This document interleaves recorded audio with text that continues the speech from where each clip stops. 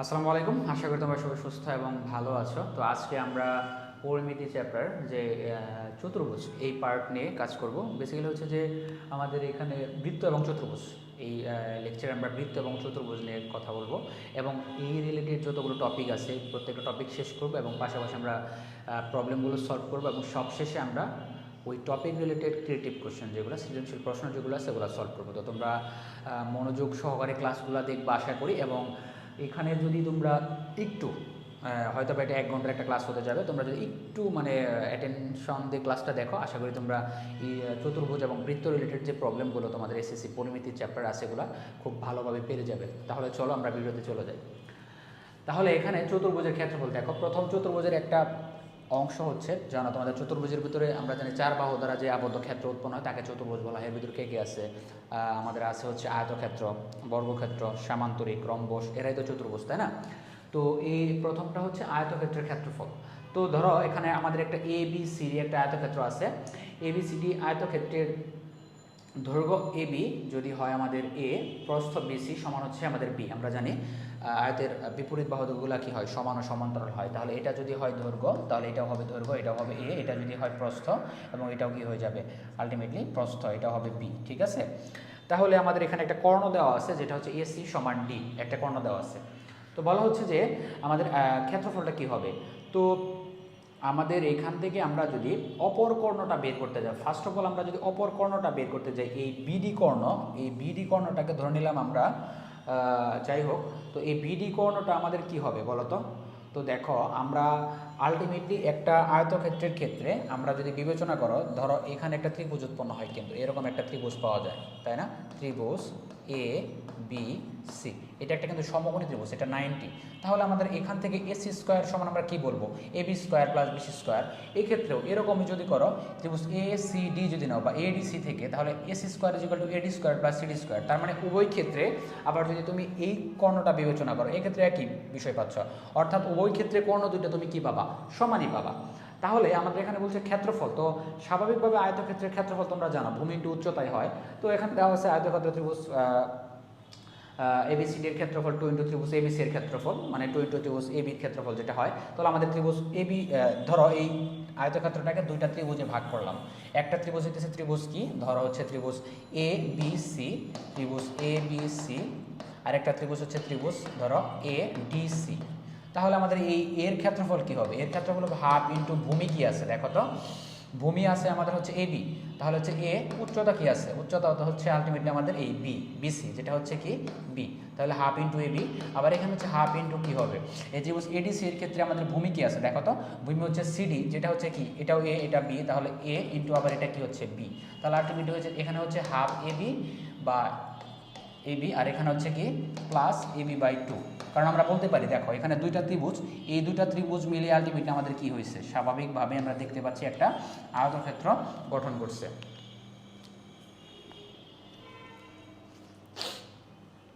তো লক্ষ্য করো, তাহলে দুইটার যোগফলই হবে আমাদের টোটাল আয়তক্ষেত্রের ক্ষেত্রফল। তাহলে 2 যদি নাও তাহলে এবি প্লাস এবি, তাহলে হয়ে গেল আলটিমেটলি 2ab বাই 2, তাহলে হয়ে গেল আলটিমেটলি এবি। তাহলে এই যে এবি পাইলাম, এটাই হবে আমাদের আলটিমেটলি এই ত্রিভুজ ক্ষেত্রের ক্ষেত্রফলটা।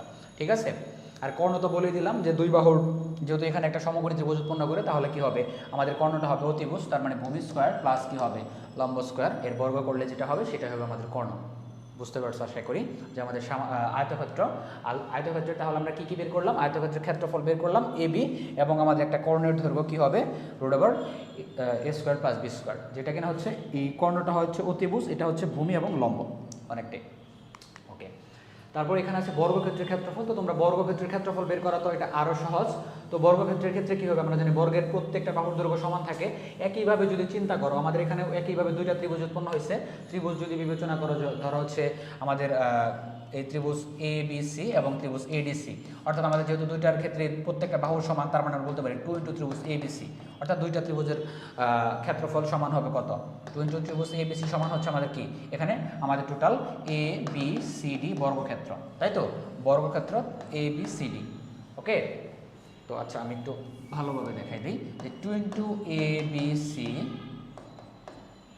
সমান বর্গক্ষেত্র কি এ বি সি ডি, এটা বলা যায়। তাহলে আমাদের দুইটা ত্রিভুজ এখানে যদি বিবেচনা করো, ত্রিভুজ এ বি সি এর ক্ষেত্রফল আলটিমেটলি কত হবে? হাফ ইন্টু ভূমি ইন্টু উচ্চতা। তাহলে আমাদের হাফ ইন্টু ভূমি এ, উচ্চতাও এ হবে, কারণ যেহেতু বর্গক্ষেত্র। তাহলে আলটিমেট হিসাব করলে দাঁড়াচ্ছে হচ্ছে কি এ স্কোয়ার। সব মিলায় দেখা যাচ্ছে যে আমাদের এই ক্ষেত্রফলটা আসতেছে এ স্কোয়ার, এবং এই ক্ষেত্রে আমাদের পরিসীমা হচ্ছে এস সমান 4a, এবং কর্ণ যেটা হচ্ছে, যেহেতু আমাদের কর্ণ সমান আমরা কি বলছিলাম, ডি সমান রুট ওভার কি হবে, অতিভুজের সূত্র অনুযায়ী অতিভুজ সমান কি রুট ওভার লম্ব স্কোয়ার প্লাস ভূমি স্কোয়ার, এ স্কোয়ার প্লাস এ স্কোয়ার সমান হচ্ছে কি ডিরেক্টলি 2a স্কোয়ার, ডিরেক্টলি বলা যায় রুট 2a। ঠিক আছে, এটা হচ্ছে আমাদের চতুর্ভুজের কি কর্ণ। তাহলে আমরা কি কি পাইলাম? ক্ষেত্রফল হচ্ছে কত এ স্কোয়ার, পরিসীমা হচ্ছে কত 4a, আমাদের ইয়া হচ্ছে কত রুট 2a। এটা হলো আমাদের কর্ণের দৈর্ঘ্য। ঠিক আছে, আমরা খুব সহজেই বের করতে পারি। পলিসি কিন্তু একটাই। আমরা কি করছি ওই ক্ষেত্রে, আয়তক্ষেত্রের ক্ষেত্রে আমরা দুইটা ভাগে ভাগ করছি, দুইটা ত্রিভুজে ভাগ করছি, প্রত্যেকটা ত্রিভুজের ক্ষেত্রফল বের করছি এবং এটাকে 2 দ্বারা গুণ করে দিছি। হ্যাঁ, এবং আয়তক্ষেত্রের ক্ষেত্রে আমরা কর্ণের দৈর্ঘ্য কি বলছিলাম, যে আমাদের যে অতিভুজের সূত্রর মতো করে, তাই না?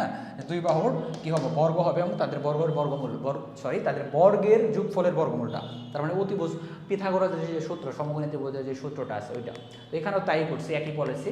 লাস্ট যেটা হচ্ছে আমাদের সামান্তরিক। তো সামান্তরিকের ক্ষেত্রে দেখো, সামান্তরিকের ক্ষেত্রে একটু ডিফারেন্ট, কারণ সামান্তরিকের ক্ষেত্রে কিন্তু আমরা ডিরেক্টলি কি থাকে না, সামান্তরিকের ক্ষেত্রে কিন্তু আমাদের লম্বটা ডিরেক্ট থাকে না, তাই না? সামান্তরিক দেখতে অনেকটা এরকম হয়। তো সামান্তরিক দেখতে যেহেতু এরকম হয়, তো আমাদের এখানে লম্ব থাকে না। তো দেখো এখানে এই যে একটা সামান্তরিক আমাদের দেওয়া আছে, এই সামান্তরিকটার ক্ষেত্রে আমাদের লম্ব আকারে নেওয়া হয়েছে, যে টি একটা লম্ব নেওয়া হয়েছে।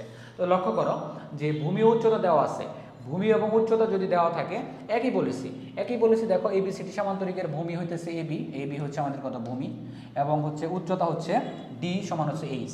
তাহলে সামান্তরিক ক্ষেত্র এ বি সি ডি এর ক্ষেত্রফল কি হবে?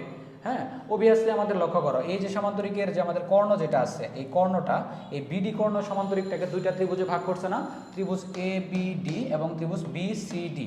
তাহলে আলটিমেটলি বলা যায় যে 2 ইন্টু ত্রিভুজ এ বি ডি, যেহেতু আমাদের স্বাভাবিকভাবে দুইটা ত্রিভুজ সমান হবে, কারণ আমাদের বিপরীত বাহুগুলা কি আছে, স্বাভাবিকভাবেই সমান ও সমান্তরাল আছে। তাহলে 2 ইন্টু ত্রিভুজ এ বিডি, অর্থাৎ 2 ইন্টু ত্রিভুজ এ বিডি। তাহলে 2 ইন্টু এ বিডি কী হবে? হাফ ইন্টু ভূমি ইন্টু উচ্চতা। হাফ কত আছে? এই ত্রিভুজ এ বি ডি এর ক্ষেত্রে লক্ষ্য করো, এ বিডি এর ক্ষেত্রে আমাদের হাফ ইন্টু ভূমি কত আছে? ভূমি আছে আমাদের কত? বি, অবভিয়াসলি বি আছে, তাই না? আমি যদি বলি এ বি ইন্টু ডি, তাহলে আমাদের হাফ ইন্টু এ বি কত আছে? বি আছে, ডি কত আছে? এইচ আছে, অর্থাৎ আমরা বলতে পারি কি হচ্ছে হাফ বি এইচ। তো যেহেতু আমাদের ত্রিভুজ কয়টা হবে? দুইটা হবে সূত্র অনুযায়ী, যেহেতু আমাদের এখানে সামান্তরিক দুইটা ত্রিভুজ ক্ষেত্র গঠন করে, তাহলে আমাদের 2 কাটা ডিরেক্ট থাকবে হচ্ছে বি এইচ, অর্থাৎ সামান্তরিক ক্ষেত্রের ক্ষেত্রফল আলটিমেটলি কী হবে? ভূমি ইন্টু উচ্চতা। বুঝতে পারছো? সামান্তরিকের ক্ষেত্রফল হবে ভূমি ইন্টু উচ্চতা। ওকে, এখানে সামান্তরিকের ক্ষেত্রে আরেকটা বিষয় লক্ষণীয়, যে একটি কর্ণের দৈর্ঘ্য ওই কর্ণের কৌণিক বিন্দু থেকে উক্ত কর্ণের উপর অঙ্কিত লম্ব দেওয়া আছে। দেখো একটা কর্ণের দৈর্ঘ্য দেওয়া আছে এসি, এবং অপর কর্ণর যে ওই কর্ণের বিপরীত কৌণিক বিন্দু থেকে, তাহলে ওই কর্ণের বিপরীত কৌণিক বিন্দু কোনটা? এই কর্ণের বিপরীত কৌণিক বিন্দু হচ্ছে কি ডি, থেকে উক্ত কর্ণের উপর, উক্ত কর্ণ হচ্ছে কি এসির উপর একটা লম্ব দেওয়া আছে, কি দেওয়া আছে? ডি দেওয়া আছে। তাহলে এই ক্ষেত্রে আমাদের ইটা কি হবে? সামান্তরিকের ক্ষেত্রফল কেমন হবে? ওই ক্ষেত্রে ক্ষেত্রফলটা হবে, দেখো আমাদের ডিরেক্টলি যদি ক্ষেত্রফলে চলে আসি, যে এক্ষেত্রে ত্রিভুজ এ সিডি নিয়ে কাজ করব, এই ত্রিভুজ এ সিডি নিয়ে যদি কাজ করো, স্বাভাবিকভাবে দুইটা ত্রিভুজ হবে, এবং আমাদের লক্ষ্য করো এই ক্ষেত্রে আমাদের যে ভূমি এবং উচ্চতা, তাহলে ভূমি হবে কি আমাদের সিডি সমান আমাদের কত আছে বলো তো? সিডি হবে, নাকি আমাদের এই ক্ষেত্রে ভূমি হয়ে যাবে ত্রিভুজ এসিডি। এসিডি এ ভূমি হচ্ছে আলটিমেটলি আমাদের এটা AC, half into AC into D সমান কত হচ্ছে? দেখো তো, হাফ ইন্টু ভূমি কত আমাদের? ভূমি হচ্ছে আমাদের ডি, উচ্চতা হচ্ছে এইচ। তাহলে আলটিমেটলি হয়ে যাবে, যেহেতু দুইটা হবে, তাহলে 2 দ্বারা গুণ করে দিব, ডিরেক্টলি হয়ে যাবে ডিএইচ। অর্থাৎ আমাদের যদি একটি কর্ণের দৈর্ঘ্য এবং ওই কর্ণের বিপরীত কৌণিক বিন্দু থেকে উক্ত কর্ণের উপর লম্বের দৈর্ঘ্য দেওয়া থাকে, তাহলে আমাদের আলটিমেটলি ক্ষেত্রফল হবে ডিএইচ। ডিটা কি আমাদের? ডিটা হচ্ছে সামান্তরিকের একটা কর্ণ, এবং এইচটা হচ্ছে আলটিমেটলি ওই একটা বিপরীত কৌণিক বিন্দু ওই কর্ণের উপরে। ঠিক আছে, তাহলে আমরা এটাও পেয়ে গেলাম। এখন হচ্ছে রম্বস ক্ষেত্রের ক্ষেত্রফল আমরা কিভাবে বের করতে পারি।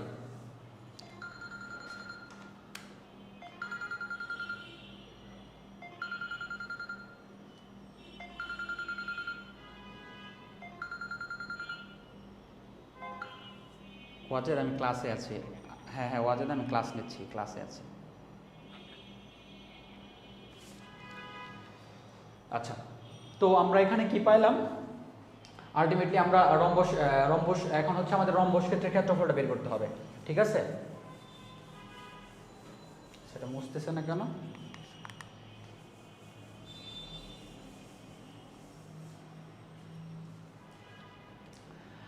তো রম্বস ক্ষেত্রের ক্ষেত্রফল, তো দেখো আমাদের এখানে স্বাভাবিকভাবে তোমরা জানো যে রম্বসের কর্ণদ্বয় পরস্পরকে সমকোণে সমদ্বিখণ্ডিত করে, তোমরা এটা জানো। তো এখানে একটা রম্বস দেওয়া আছে যে ABCD রম্বস, যার দুইটা কর্ণ দেওয়া আছে, একটা হচ্ছে AC আর একটা হচ্ছে BD। তো ধরে নিচ্ছি AC সমান D1 এবং BD সমান D2 এবং কর্ণদ্বয় পরস্পরকে ও বিন্দুতে ছেদ করছে। আমরা জানি এখানে তাহলে কি উৎপন্ন হবে? স্বাভাবিকভাবে সমকোণ উৎপন্ন হবে, যেহেতু রম্বসের কর্ণদ্বয় পরস্পরকে সমকোণে সমদ্বিখণ্ডিত করে। তাহলে এখানে একটা ত্রিভুজ পাওয়া যাচ্ছে, ত্রিভুজ ACD। লক্ষ্য করো, ত্রিভুজ ACD, এই ত্রিভুজের উচ্চতা তাহলে অবশ্যই কি হবে? স্বাভাবিকভাবে দেখো ত্রিভুজ ACD উচ্চতা হচ্ছে D2। এখন একটা জিনিস লক্ষ্য করো, D2/2 কেন দিছি? কারণ আমরা জানি এটা অর্ধেকে ভাগ করছে, যেহেতু আমরা এখান থেকে এটা বলতে পারি যে আমাদের স্বাভাবিকভাবে কি হবে? OB সমান OD, তাই তো? তাহলে টোটালটা সমান কি আছে আমাদের? যেহেতু D আছে তাহলে হবে D/2 হবে এটা, তাহলে D2 পাইলাম। এবং রম্বস ABCD এর ক্ষেত্রফল তাহলে কি হবে? রম্বস ABCD এর ক্ষেত্রফল ওই যে আমাদের সূত্র অনুযায়ী দুইটা ত্রিভুজ নিব আমরা, কি নেব? তাহলে ত্রিভুজ ACD এর দুইটা স্বাভাবিকভাবে কি হবে? এখানে ACB এবং ACD দুটো সমানই হবে, তাহলে আমাদের ক্ষেত্রফল হবে কি? ডিরেক্টলি বলতে পারি যে আমাদের এখানে দেখো ফার্স্ট অফ অল একটা হচ্ছে আমাদের কি? ভূমি হবে, তাহলে হাফ ইন্টু ভূমি ইন্টু উচ্চতা। তাহলে ত্রিভুজ ACD এর ক্ষেত্রফল হাফ ইন্টু ভূমি, তাহলে ভূমি কত আছে? ভূমি আছে কত আমাদের? D1, এটা হচ্ছে ভূমি, তাহলে ভূমি D1। উচ্চতা কত আছে আমাদের? D2/2, এটা হচ্ছে আমাদের উচ্চতা, তাই না? এতটুকু তো আমাদের উচ্চতা, তাই তো? তাহলে D2/2 আছে। তাহলে এটাকে যদি ক্যালকুলেশন করি আমরা, স্বাভাবিকভাবে আসতেছে হাফ ইন্টু D1 D2। এটা হচ্ছে আমাদের রম্বস ক্ষেত্রের ক্ষেত্রফল। রম্বস ক্ষেত্রের ক্ষেত্রফল তাহলে হচ্ছে হাফ ইন্টু তার কর্ণদ্বয়ের, ডিরেক্টলি আমরা যদি বলি যে হাফ ইন্টু তার কর্ণদ্বয়ের গুণফল বলা যায়, ঠিক আছে? এটা হচ্ছে আমাদের রম্বসের ক্ষেত্রফল। কর্ণদ্বয়ের গুণফলকে 2 দ্বারা ভাগ করে দিলে আমরা কি পাচ্ছি? রম্বসের ক্ষেত্রফলটা পেয়ে যাচ্ছি। ওকে, তারপর এখানে আছে ট্রাপিজিয়াম। তো ট্রাপিজিয়ামের ক্ষেত্রফল, তো ট্রাপিজিয়াম এখানে আমাদের দেখো ABCD একটা ট্রাপিজিয়াম দেওয়া আছে। ট্রাপিজিয়ামটা অন্যান্য চতুর্ভুজের থেকে একটু জটিল এবং একটু মানে মজার। দেখো ABCD এটা ট্রাপিজিয়াম দেওয়া আছে, ঠিক আছে? হ্যাঁ, তো এই ট্রাপিজিয়ামের ক্ষেত্রে ABCD একটা ট্রাপিজিয়াম দেওয়া আছে। এই ট্রাপিজিয়ামের ক্ষেত্রে আমাদের সমান্তরাল দুইটা বাহু থাকে, তোমরা জানো যে এখানে আমাদের সমান্তরাল বাহু দুইটা হচ্ছে AB এবং CD, ঠিক আছে? AB এবং CD। তাহলে আমাদের মানে বলা হচ্ছে যে এখানে সমান্তরাল বাহুদের দৈর্ঘ্য AB সমান আছে AB সমান A আছে, এবং CD সমান আছে হচ্ছে B। CD সমান কি আছে? B। এদের মধ্যবর্তী দূরত্ব যেটা হচ্ছে আমাদের লম্ব দূরত্ব যদি বলি, তাহলে হচ্ছে আলটিমেটলি এই CE বা AF সমান হচ্ছে আমাদের কত? H, ঠিক আছে? এখন বলা হচ্ছে এই যে AC একটা কর্ণ AC কি করছে? কর্ণ AC ট্রাপিজিয়ামটাকে দুইটা কি করছে? ত্রিভুজ ক্ষেত্রে ভাগ করছে। লক্ষ্য করো ত্রিভুজ ক্ষেত্রগুলো কি কি পাইছে? ত্রিভুজ ABC, ত্রিভুজ ADC, এই দুইটা ত্রিভুজে ভাগ করে, ঠিক আছে? এই দুইটা ত্রিভুজে ভাগ করছে। তো ট্রাপিজিয়াম ABCD এর ক্ষেত্রফল আমরা কিভাবে বের করব? ওই ত্রিভুজের সূত্র অনুযায়ী হাফ ইন্টু ভূমি ইন্টু উচ্চতা। তাহলে যদি আমরা ত্রিভুজ ABC নিয়ে কাজ করি, ABC এর ক্ষেত্রে হাফ ইন্টু ভূমি হচ্ছে আমাদের কি? AB, উচ্চতা আছে H, উচ্চতা C যেটা, এই যে C যেটা। একইভাবে আমরা ACD এর ক্ষেত্রে হাফ ইন্টু আমাদের ভূমি কি আছে? CD আছে। একইভাবে উচ্চতা কত আছে আমাদের? AF আছে, তাই তো? তাহলে আমাদের আলটিমেটলি হিসাব করলে দাঁড়াচ্ছে হচ্ছে যে AB মানে A, C মানে হচ্ছে H, হাফ ইন্টু CD হচ্ছে কত? CD হচ্ছে B এবং AF হচ্ছে H। তো হিসাব করলে দেখা যাচ্ছে যে আলটিমেটলি ফরমেশনটা আছে এরকম half into H into A plus B। অর্থাৎ আমরা যদি বলি, এটাকে ভেঙে যদি বলি, সমান আমাদের যে দুইটা বাহু আছে, দেখো আমাদের সমান্তরাল বাহুদের দৈর্ঘ্য হচ্ছে A এবং হচ্ছে কি সমান্তরাল বাহুদের দৈর্ঘ্য যথাক্রমে হচ্ছে কি? A আর B, তাই না? তাহলে ডিরেক্টলি বলতে পারি যে আমাদের ট্রাপিজিয়াম ক্ষেত্রের ক্ষেত্রফলটা হবে সমান্তরাল বাহুদের যোগফলের সমষ্টি। আলটিমেটলি এটার সাথে গুণ করবো আমরা কি? H, যেটা হচ্ছে আমাদের কি? উচ্চতা এবং তার হাফ। ডিরেক্টলি যদি বলি হাফ ইন্টু উচ্চতা ইন্টু সমান্তরাল বাহুদের যোগফল বা তাদের সমষ্টি। বুঝতে পারছো? এটা হলো ট্রাপিজিয়াম ক্ষেত্রের ক্ষেত্রফলটা। ঠিক আছে? ওকে, তো দেখো এখানে আমাদের একটা প্রবলেম আছে, দেখি প্রবলেমটা কি বলতেছে। একটি সামান্তরিক ক্ষেত্রের ক্ষেত্রফল 120 বর্গ সেন্টিমিটার এবং একটি কর্ণ 24 সেন্টিমিটার। কর্ণটির বিপরীত কৌণিক বিন্দু থেকে উক্ত কর্ণের উপর অঙ্কিত লম্বের দৈর্ঘ্য নির্ণয় করো। দেখো আমরা কিন্তু এই প্রবলেমটা এই যে এখানে পড়ে আসছি যে একটা কর্ণ দেওয়া আছে এবং কর্ণের বিপরীত কৌণিক বিন্দু থেকে উক্ত কর্ণের উপর অঙ্কিত লম্বের দৈর্ঘ্য দেওয়া আছে। তাহলে কি হবে, সূত্রটা হয়ে যাবে ডিরেক্টলি ডিএইচ। ডিটা কি আমাদের একটা কর্ণ, এইচটা কি হচ্ছে অঙ্কিত লম্ব দৈর্ঘ্য। তাহলে আমরা ডিরেক্টলি এখানে কি করে দিব, ডিরেক্টলি আমরা করে দিব হচ্ছে কি একটি কর্ণ যেহেতু দেওয়া আছে ডি সমান দেওয়া আছে কত 24, আমাদের ক্ষেত্রফল দেওয়া আছে কত 120। আমরা জানি কি, আমরা জানি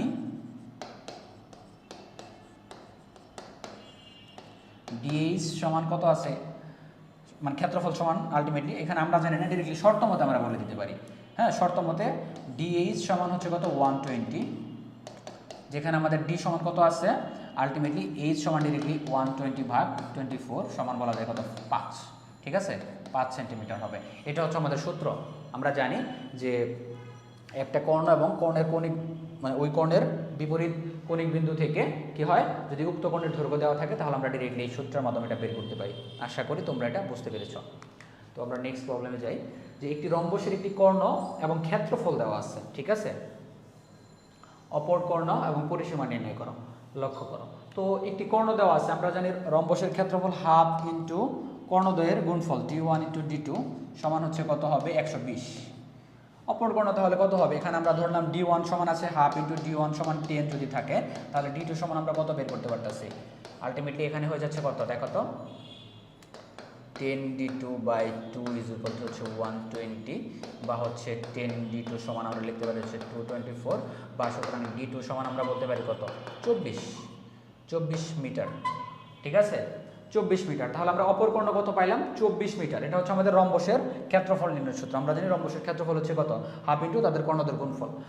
অপর কর্ণ এবং পরিসীমা নির্ণয় করো। তাহলে পরিসীমা নির্ণয় করার জন্য লক্ষ্য করো, এরকম যদি একটা রম্বস আঁকি আমরা, এরকম যদি একটা রম্বস চিন্তা করো, এই রম্বসের পরিসীমা নির্ণয় করার জন্য আমাদের স্বাভাবিকভাবেই তার কি বের করতে হবে, অবশ্যই কি দরকার, দেখো রম্বসটার কি দরকার হবে, প্রত্যেকটা বাহুর দৈর্ঘ্য দরকার হবে না। আমরা জানি পরিসীমা মানে কি, যেহেতু রম্বস একটা চতুর্ভুজ তার মানে 4 বাহুর যোগফল হবে তার পরিসীমা।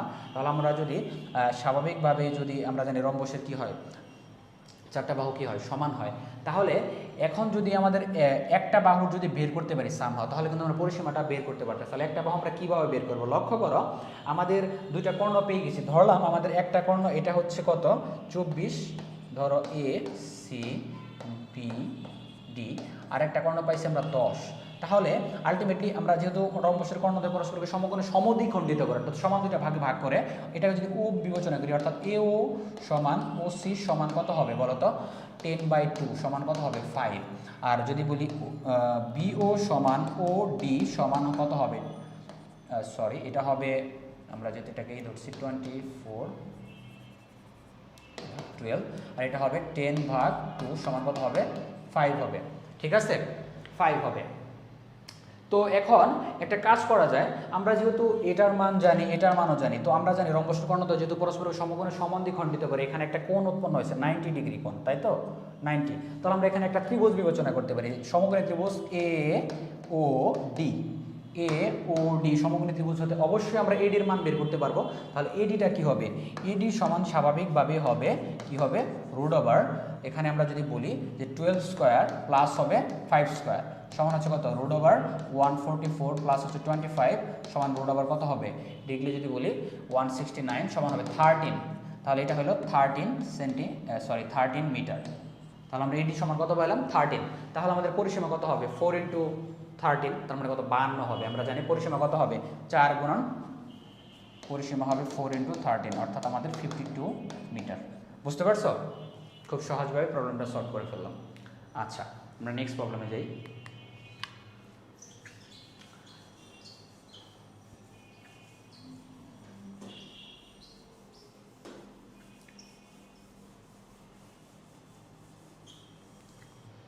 আচ্ছা দেখো, এখানে একটা চিত্র দেওয়া আছে, এটা একটা যৌগিক চিত্র বলা যায়, কারণ এখানে একটা দেখা যাচ্ছে একটা আয়তক্ষেত্র আছে এবং উপরে একটা ত্রিভুজ আছে, এবং ত্রিভুজটা দেখে মনে হচ্ছে এটা একটা সমদ্বিবাহু ত্রিভুজ, যেহেতু বলা হচ্ছে এডি এবং এইটা সমান, এবং এখানে দেখানো যাচ্ছে যে এডি এবং বিসি সমান এবং এবি এবং ডিসি সমান। তার মানে এখানে একটা আয়তক্ষেত্র আছে এবং একই সাথে এখানে একটা সমদ্বিবাহু ত্রিভুজ আছে। তো প্রদত্ত চিত্রের আলোকে আয়তক্ষেত্রটির কর্ণের দৈর্ঘ্য নির্ণয় করা, অর্থাৎ আমাদের এখানে কর্ণের দৈর্ঘ্য নির্ণয় করতে হবে। তাহলে কর্ণের দৈর্ঘ্য আলটিমেটলি যদি বলি বিডি সমান কি হবে, বিডি সমান হবে √ বিসি স্কোয়ার প্লাস হচ্ছে কত হবে সিডি স্কোয়ার। তাহলে কত হবে আমাদের এখানে 50 স্কোয়ার প্লাস হচ্ছে কত 14 স্কোয়ার। ঠিক আছে, এটাই হবে আমাদের আয়তক্ষেত্রের কর্ণের দৈর্ঘ্য। তো ক্ষেত্রটির ক্ষেত্রফল পূর্ণ সংখ্যায় নির্ণয় করো, অর্থাৎ এই টোটাল ক্ষেত্রটার ক্ষেত্রফল পূর্ণ সংখ্যায় নির্ণয় করতে হবে আমাদের। দেখি ক্ষেত্রটার ক্ষেত্রফল তাহলে কি দাঁড়ায়। আমাদের এখানে প্রাথমিকভাবে দুইটা ক্ষেত্র আছে, একটা হচ্ছে কি আমাদের আয়তক্ষেত্র। তাহলে আয়তক্ষেত্র, আমরা আয়তক্ষেত্রটা কি, আয়তক্ষেত্র হচ্ছে এ বি সি ডি। এই আয়তক্ষেত্রের ক্ষেত্রফল, এর ক্ষেত্রফল এটা সমান আমরা বলতে পারি কত, আয়তক্ষেত্র এবিসিডি সমান হচ্ছে আমাদের কত হবে, ভূমি ইন্টু উচ্চতা কত আছে 50 ইন্টু কত 40 সমান 70, মানে কত হবে 700 হবে, 700 বর্গ মিটার ধরে নিলাম, মিটার যদি ধরি 700 বর্গ মিটার। আর এখানে একটা ত্রিভুজ আছে, তো ত্রিভুজটা যেহেতু সমদ্বিবাহু ত্রিভুজ, এখানে এই সমদ্বিবাহু কিনা এটা আমাদের মেজারমেন্ট করার দরকার নেই, আমরা নর্মালি এটা করতে পারি, যেহেতু দুইটা বাহু আছে একটা কোণ আছে, তার মানে আমরা নর্মালি সূত্র ফেলে দেবো যে ত্রিভুজ এটা দেওয়া যায়। তো এ ডি ই সমান হাফ ইন্টু ভূমি, আমরা দুইটা বাহু ধরে নিতে পারি, দুইটা বাহু যেহেতু দেওয়া আছে কত আছে 50, এটা যদি 50 হয় এটা তাহলে 50 হবে, যেহেতু দুটো সমান 50 ইন্টু 50 কত হবে, সাইন কত আছে 72.74। এটাকে যদি আমি ক্যালকুলেশন করি, আচ্ছা একটু ফার্দার যদি ক্যালকুলেশন করি, দেখি সাইন 73.74 এর মানটা কত এক্স্যাক্টলি।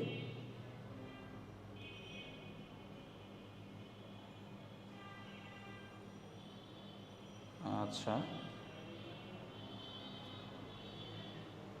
সাইন 73.74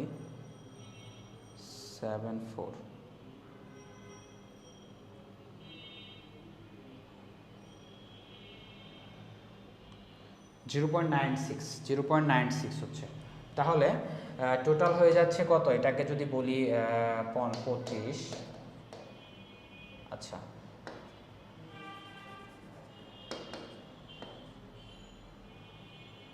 এটা হয়ে যাবে টোটাল, আচ্ছা আমি যদি একবারে যদি গুণ করে দিই এটা হবে 25 গুণন হচ্ছে কত 25 গুণন 50 ইন্টু 0.96। আচ্ছা একবার যদি গুণ করি, গুণ 25 গুণ 50 1200 হচ্ছে, টোটালি হচ্ছে কত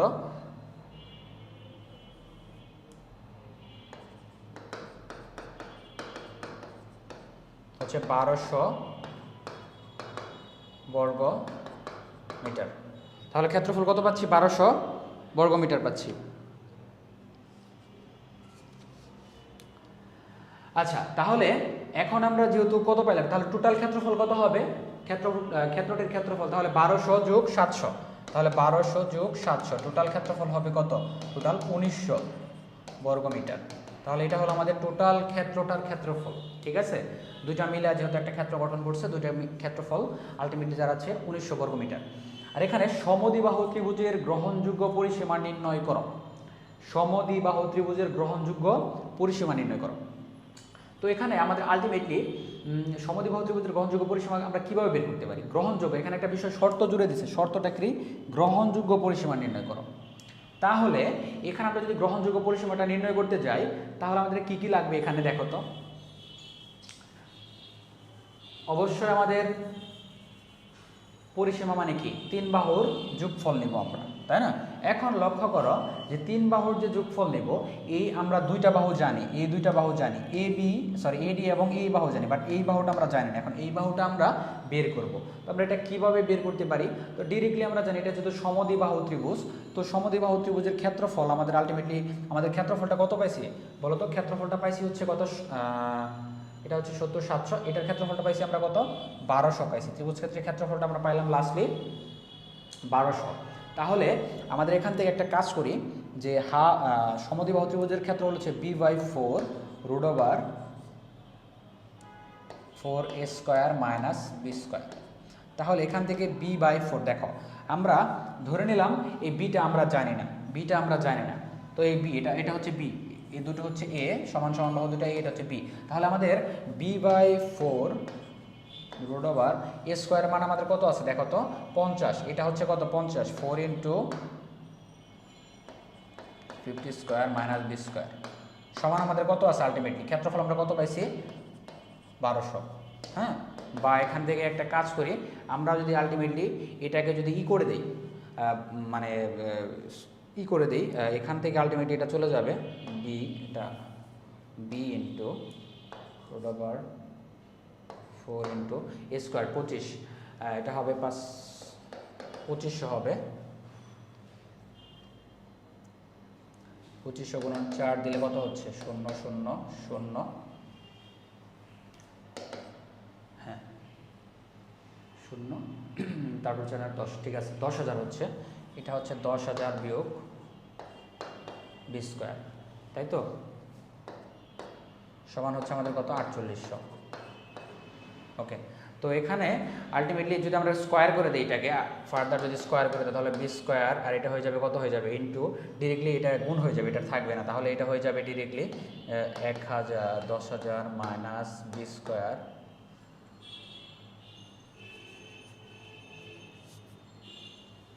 সমান হবে আমাদের কত 4800, বা 10,000 b² minus b⁴ equal to কত হচ্ছে 4800। বা এখানে আমরা যদি এক কাজ করি, এটাকে ফার্দার যদি আমরা আগাই তাহলে কি হয় এখান থেকে, আচ্ছা দেখি,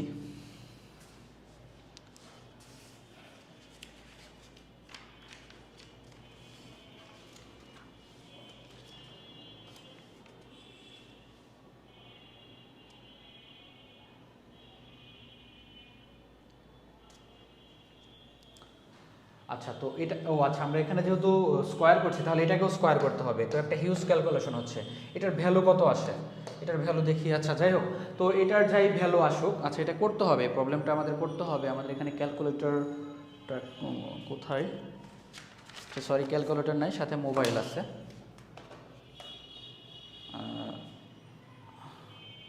তো এখানে আমরা হচ্ছে 4800কে যদি স্কোয়ার করি, ঠিক আছে,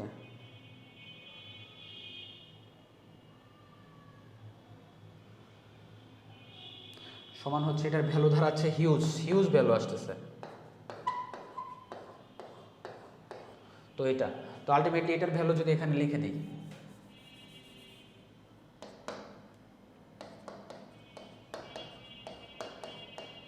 ওকে আচ্ছা, তো এখান থেকে একটা কাজ করা যায় ডিরেক্টলি, এটা হচ্ছে আলটিমেটলি যদি ভাগ করে দেই, আলটিমেটলি এখানে হবে b⁴ মাইনাস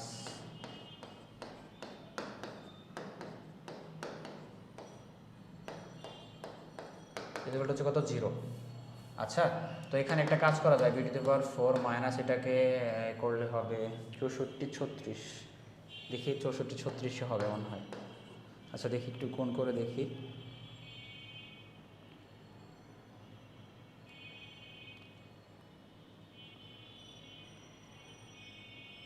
হ্যাঁ 6400 ঠিক আছে, b² মাইনাস 36 b² মাইনাস 2340, ওকে 0। তো এখানে আমরা কি করব, এখন তাহলে b² কমন নেব, b² কমন নিলে এখানে কি থাকবে, যদি আমরা b²টা কমন নেই তাহলে এখানে থাকবে হচ্ছে কত b² মাইনাস কত হবে 64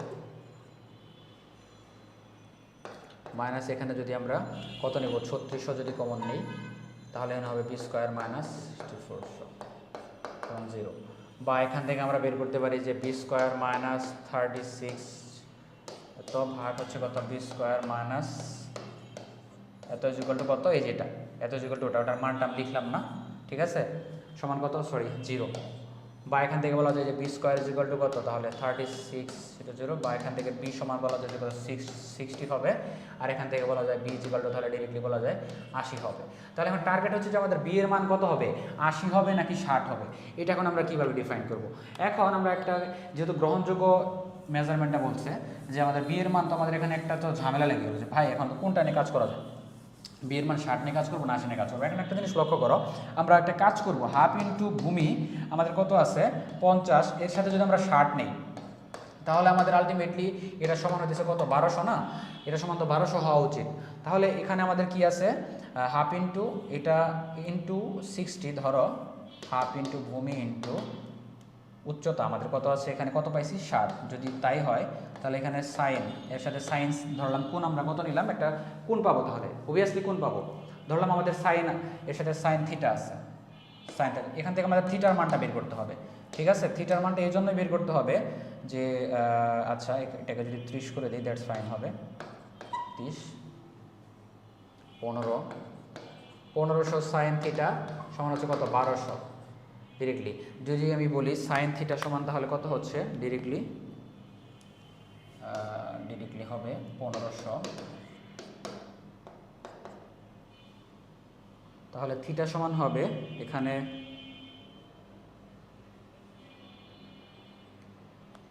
থিটা সমান হবে সাইন ইনভার্স এটা 12/15। আচ্ছা এটার ভ্যালু কত আসে, আচ্ছা দেখি এটার ভ্যালুটা আলটিমেটলি হিসাব করলে কত আসে। আচ্ছা এটা হবে বেসিক্যালি হবে তোমার যদি গুণ করে দেই তাহলে হবে 6 15 120, 0.6 হইতেছে তাহলে আলটিমেটলি। ডিরেক্টলি যদি বলি এই সাইন থিটা সমান, আচ্ছা ইনভার্স, আচ্ছা এটা টোটাল মানটা বের করলে আলটিমেটলি হচ্ছে তোমার কোনটা কত আসতেছে, আচ্ছা হিসাব করে দেখি, এটা হচ্ছে 36 দশমিক, আলটিমেটলি হচ্ছে 60 নিলে হতেছে 36 না 53.87 হচ্ছে 53.87 ডিগ্রি, 53.13 হচ্ছে 53.13 ডিগ্রি। এখন লক্ষ্য করো এক্ষেত্রে আমরা কি পাইতেছি, থিটার মান পাচ্ছি 53.13, আমরা জানি ত্রিভুজের 3 বাহুর যোগফল কত, 3 গুণের সমষ্টি 180, এখন যোগ করো তাহলে 73.74 ডিগ্রি, যেটা হচ্ছে 74 ডিগ্রি, আর এর সাথে হবে কি, দেখো লক্ষ্য করো এখানে আমাদের একটা কোণ আছে, আর যেহেতু আমাদের কি হয়েছে দুটো সমান বাহুর বিপরীত দুটো কোণ, তাহলে এরা সমান হবে স্বাভাবিকভাবে, তাহলে এখানে দুইটা 53 কত নিব 13 নিব, প্লাস হচ্ছে 53.13 নিব আলটিমেটলি ডিগ্রি। তাহলে যদি সবগুলো যোগ করো, সবগুলো যদি আমরা যোগ করি তাহলে কি দাঁড়ায় দেখো,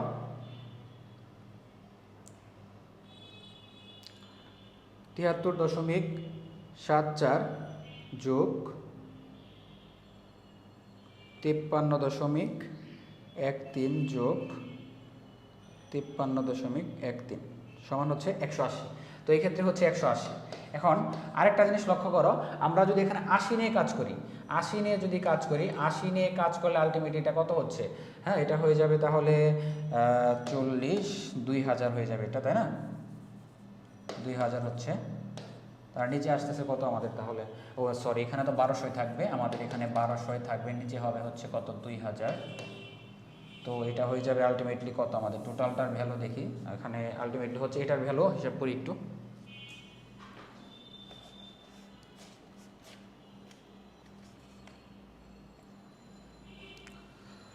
তো হিসাব করে দেখা যায় এটা হচ্ছে 36 দশমিক থিটা সমান আসতেছে 36.87।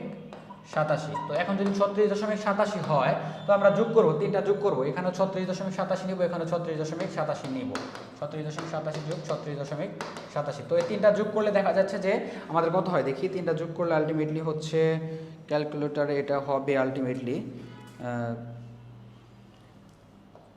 147.48 এরকম আসতেছে, 714, হ্যাঁ 147.48, তার মানে এটা কি আমাদের শর্ত মানতেছে না, যেহেতু আমাদের ত্রিভুজের 3 কোণের সমষ্টি কত হইতে হবে 180 হইতে হবে, এটা মানতেছে না, তার মানে যখন আমরা 80 নিয়ে কাজ করতেছি তখন আমাদের কি হবে, তখন আমাদের ডেফিনেটলি আমাদের 3 কোণের সমষ্টি 180 হচ্ছে না, তার মানে এই 80 বি এর মান 80 গ্রহণযোগ্য হবে না, তার মানে বি এর মান হবে 60, বুঝতে পারছো, এখানেই গ্রহণযোগ্যটা আমরা জুড়ে দেওয়া হয়েছে, বুঝতে পারছো, ওকে।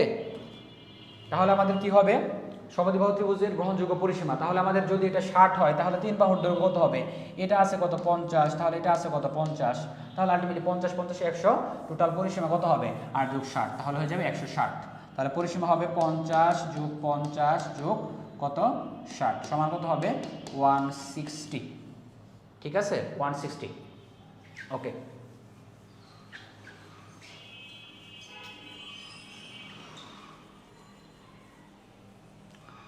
আচ্ছা দেখি আমাদের নেক্সট কি প্রবলেম আছে। বলা হচ্ছে যে একটি বাগানের দৈর্ঘ্য 40 মিটার এবং প্রস্থ 30 মিটার, বাগানের ভিতরে সমান পার বিশিষ্ট একটি পুকুর আছে। পুকুরের ক্ষেত্রফল বাগানের ক্ষেত্রফলের অর্ধেক হলে পুকুরের দৈর্ঘ্য প্রস্থ নির্ণয় করা। তো দেখো বাগানের দৈর্ঘ্য 40 মিটার ও প্রস্থ মিটার, ধরলাম এটা হচ্ছে আমাদের একটা বাগান। হ্যাঁ, বাগানের ভিতর সমান পার বিশিষ্ট একটি পুকুর আছে।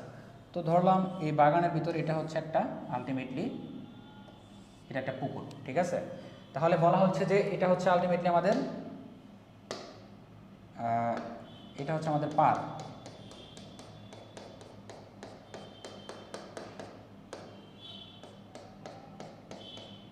দেখো এটা হচ্ছে আমাদের কি, এটা হচ্ছে আমাদের পার। তো বলা হচ্ছে যে পুকুরের ক্ষেত্রফল বাগানের ক্ষেত্রফলের অর্ধেক। ঠিক আছে, পুকুরের দৈর্ঘ্য প্রস্থ নির্ণয় করো। আমাদের পুকুরের দৈর্ঘ্য প্রস্থ নির্ণয় করতে বলছে। তো আমরা একটা কাজ করি, যেহেতু বাগানের দৈর্ঘ্য প্রস্থ আছে তাহলে বাগানের ক্ষেত্রফল আমরা বের করতে পারি। 40 × 30 সমান কত হবে 3 × 4 = 12, 1200 বর্গ মিটার। তো আমরা পাইলাম এটা হচ্ছে আমাদের বাগানের ক্ষেত্রফল। এখন বাগানের ভিতর সমান পার বিশিষ্ট একটি পুকুর আছে। তো এখন লক্ষ্য করো ভিতরে সমান পার, আমরা ধরে নিলাম এই যে পারের যে আমাদের আলটিমেটলি পারটা, এই পার দৈর্ঘ্য প্রস্থ আলটিমেটলি ধরে নিলাম এটার ভেদ হচ্ছে বা পুরুত্ব হচ্ছে x মিটার, ধরে নিলাম x মিটার, এইটুকু হচ্ছে x। তাহলে এখানে আরেকটা x আছে, এখানেও আরেকটা x থাকবে, এখানেও একটা, যদি সমান পার আছে তাহলে আলটিমেটলি আমাদের কি করতে হবে, যদি আমরা একটা কাজ করি যে আমাদের পার বাদে এখানে একটা জিনিস লক্ষ্য করো, আমাদের বাগানের ভিতরে পুকুরটা আছে তাই না? তো এখানে কাজ করতে হবে বাগানের ভিতরে সমান পার বিশিষ্ট একটি পুকুর আছে।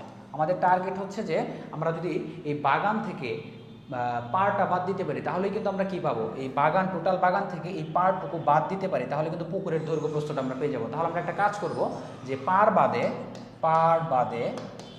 বাদে পুকুরের দৈর্ঘ্য, তাহলে পার বাদে পুকুরের দৈর্ঘ্য কত হবে 40 - 2x হবে, কারণ আমাদের কি হবে দুই দিক থেকেই x মিটার কত যাবে 2x মিটার, তাই না 2x মিটার।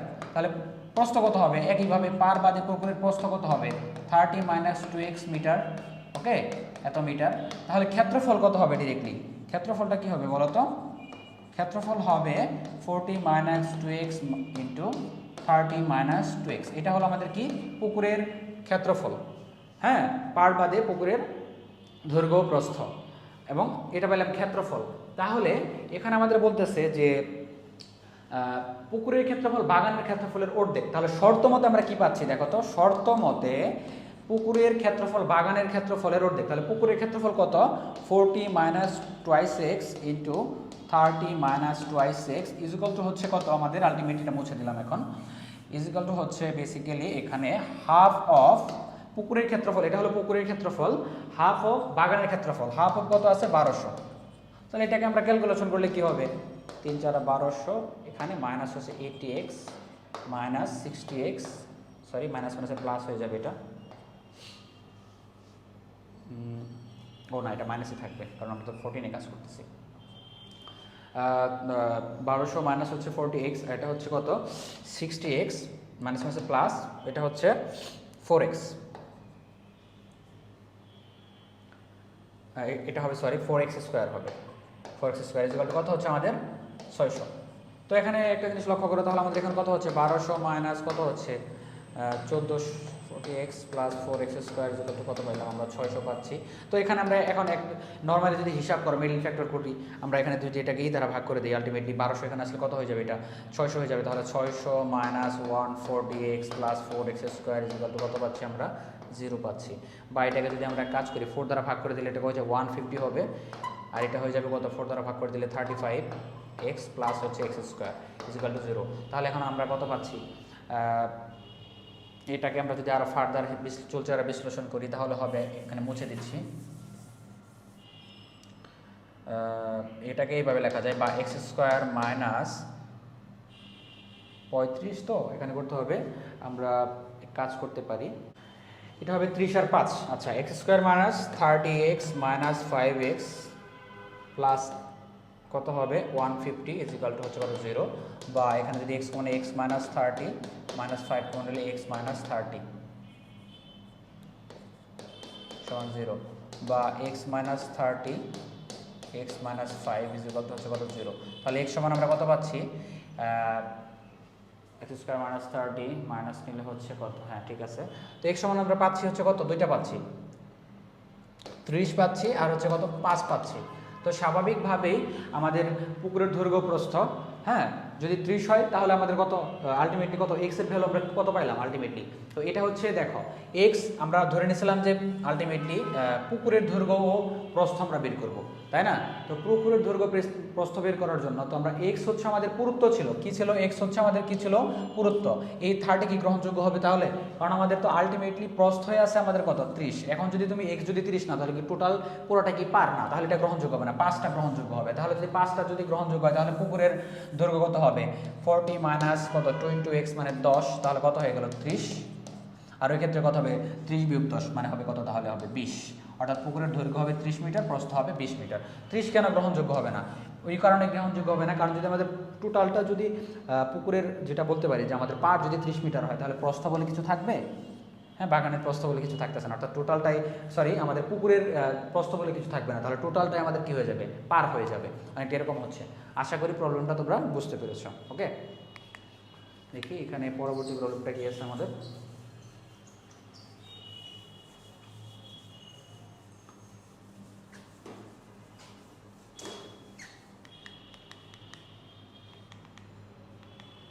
তো একটি সামান্তরিকের ক্ষেত্রফল একটি বর্গক্ষেত্রের সমান, সামান্তরিকের ভূমি এত মিটার ও উচ্চতা এত মিটার হলে বর্গক্ষেত্রের কোণ দৈর্ঘ্য দেওয়া। একটি সামান্তরিক ক্ষেত্রফল একটি বর্গক্ষেত্র সমান, সামান্তরিকের ভূমি এবং উচ্চতা দেওয়া আছে, তাহলে ভূমি উচ্চতা থাকলে সামান্তরিক ক্ষেত্রফল কত হবে, ভূমি ইন্টু উচ্চতা 125 গুণন কত হবে 5 সমান হতো কত হবে ডিরেক্টলি হবে 700, আচ্ছা সরি 625 হবে, 625 বর্গমিটার হবে হলে এটা হচ্ছে সামুদ্রিক ক্ষেত্রফল বর্গক্ষেত্র সমান। তাহলে যদি বর্গক্ষেত্র সমান হয় তাহলে বর্গক্ষেত্রের এক বাহুর দৈর্ঘ্য কত হবে 25 হবে, এটা হলো বর্গক্ষেত্রের এক বাহুর দৈর্ঘ্য।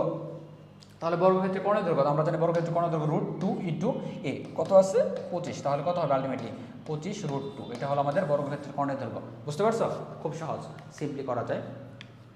তারপর যেটা আছে যে একটি ট্রাপিজামের সমান্তরাল বাহু দুটির দৈর্ঘ্যের অন্তর 8 সেন্টিমিটার, এদের লম্ব দূরত্ব 24 সেন্টিমিটার, যদি ট্রাপিজামের ক্ষেত্রফল 312 বর্গ সেন্টিমিটার, তবে বাহু দুটির দৈর্ঘ্য নির্ণয় করো। বলা হচ্ছে যে ট্রাপিজামের সমান্তরাল বাহু দুটির দৈর্ঘ্যের অন্তর, ধরলাম একটা যদি x হয়, সমান্তরাল বাহুর একটি হইতেছে x, তাহলে অপরটা কত হবে x + 8, যেহেতু অন্তর্বল হয়েছে 8 সেন্টিমিটার, তাহলে সমান্তরাল বাহু দুটির একটা হচ্ছে x সেন্টিমিটার, তাহলে অপরটা হবে আলটিমেটলি আমাদের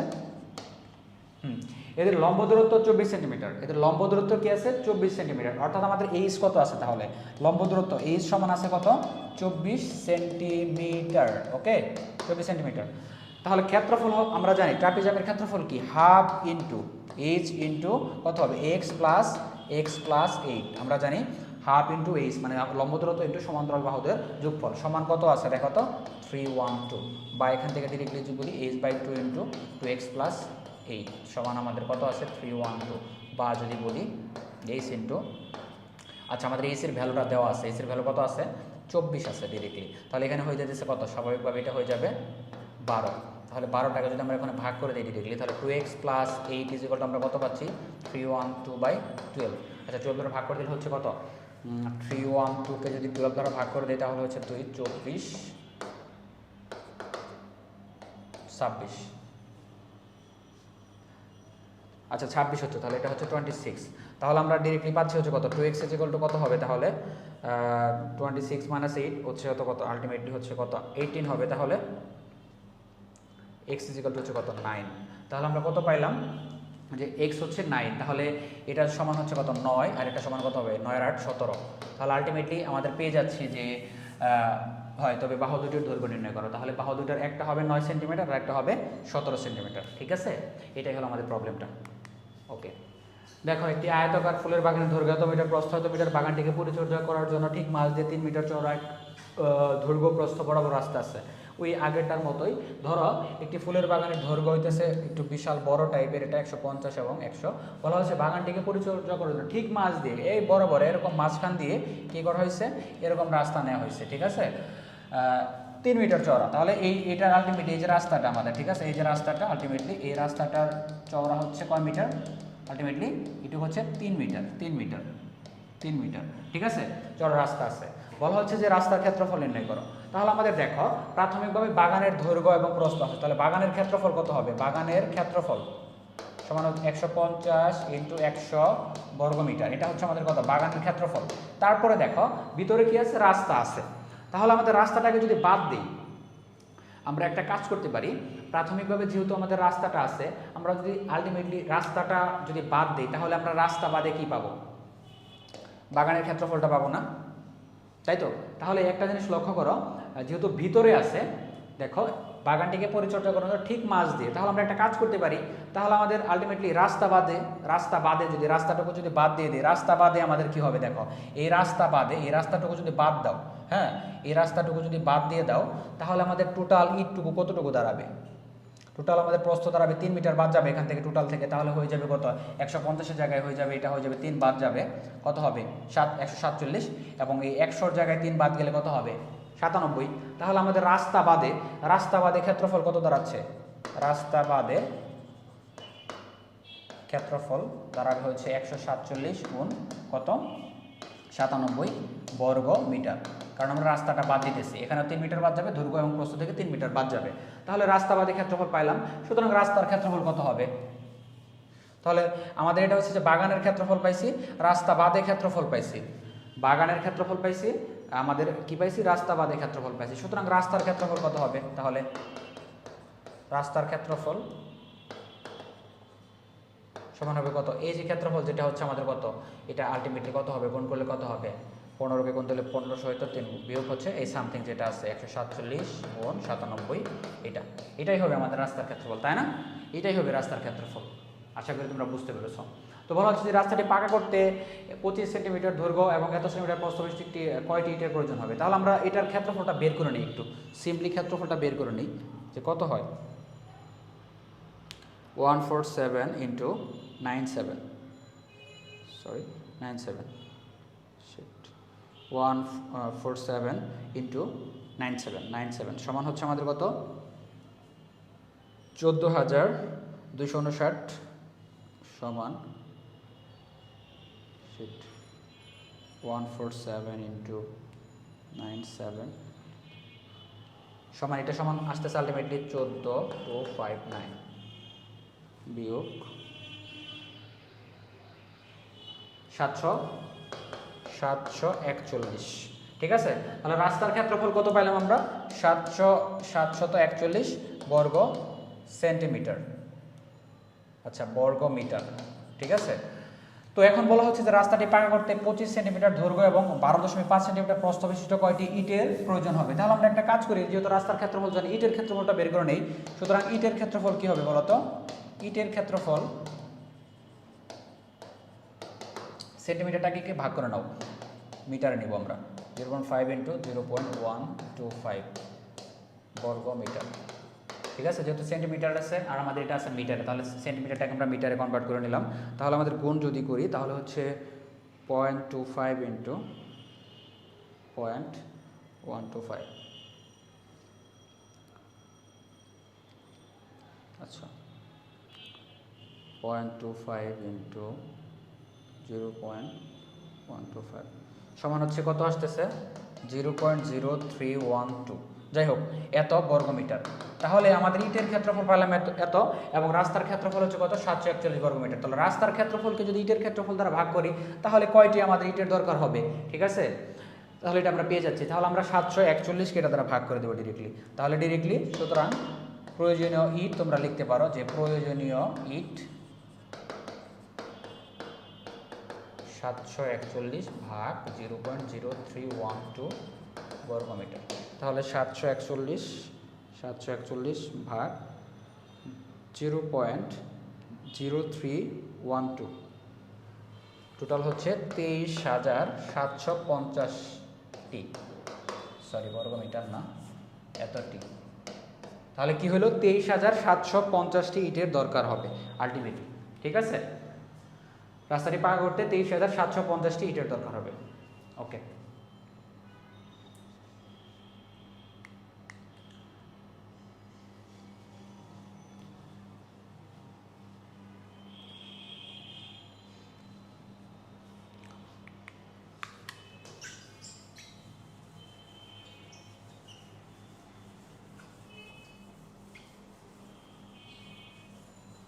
আচ্ছা তাহলে এখানে আমাদের ক্ষেত্রফলের যে পার্টটা ছিল, যে চতুর্ভুজের যে ক্ষেত্রফল নির্ণয়ের পার্টটা, তো এখানে আমরা এই মানে পার্ট টু যেটা বলতে পারি যে আমাদের ক্ষেত্রফল হচ্ছে চতুর্ভুজের ক্ষেত্রফল নির্ণয়ের পার্টটা এখানেই শেষ।